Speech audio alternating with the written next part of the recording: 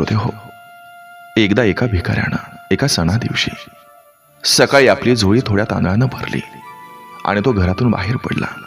त्याला वाटलं की झोळी भरलेली दिसली तर लोक अधिक दान देतील. सूर्य नुकताच उगवत होता. रस्ते अजून शांत होते. मार्गावर येताच त्याला समोरून राजाचा रथ येताना दिसला. त्यानं विचार केला, आज राजाकडून चांगली भिक्षा मिळेल. राजाचा रथ त्याच्या जवळ येऊन थांबला. भिकाऱ्याला वाटलं, माझं भाग्य धन्य आहे. आजवर राजाच्या दरबारात द्वारपालकांनी मला नेहमीच परत पाठवलं होतं, पण आज राजा स्वतः माझ्यासमोर थांबलाय. भिकारी हे विचार करत असतानाच राजा एका याचकाप्रमाणे त्याच्या समोर उभा राहिला आणि त्यानं भिकाऱ्याकडे भिक्षा मागितली. राजा म्हणाला,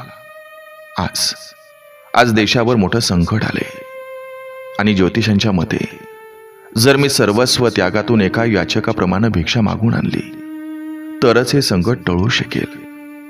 तू मला सकाळी भेटलेला पहिला माणूस आहेस आणि म्हणून मी तुझ्याकडे भिक्षा मागत आहे.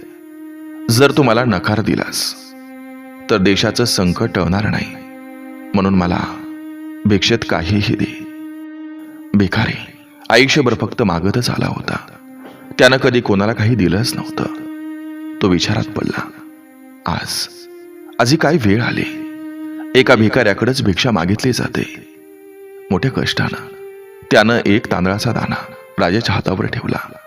राजा तो एक दाणा घेऊन आनंदानं पुढच्या प्रवासाला निघाला. दिवसभर सर्वांनी राजाला मनापासून भरभरून भिक्षा दिली, पण इकडं भिकाऱ्याला मात्र त्या एका तांदळाच्या दाण्याचा मोठा पश्चाताप होत होता.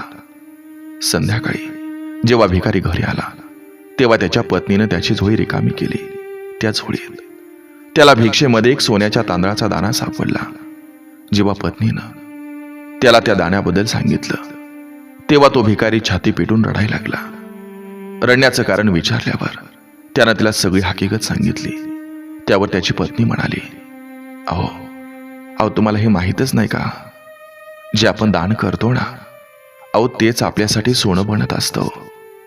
जे आपण फक्त साठवून ठेवतो ना, ते कायमचे माती राहत असते.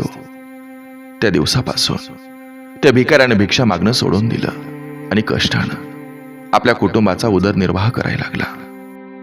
श्रोते हो, जो माणूस आयुष्यभर हात पसरून मागत होता तो आता मुक्त हातानं दानधर्म करायला लागला. हळूहळू त्याचं नशीब बदललं. जे लोक त्याच्यापासून दूर पळत होते ते आता त्याच्या जवळ यायला लागले. तो एक भिकारी म्हणून नाही तर एक दानी म्हणून ओळखायला जाऊ लागला. श्रोते हो, या गोष्टीतून आपण तात्पर्य फक्त इतकंच घ्यायचं, ज्या माणसाची प्रवृत्ती देण्याची असते त्याला कधीही कशाचीही कमतरता भासत नाही. आणि जो माणूस नेहमी फक्त घेण्याची वृत्ती ठेवतो ना, त्याच्या आयुष्यात कधीही समाधान मिळत नाही.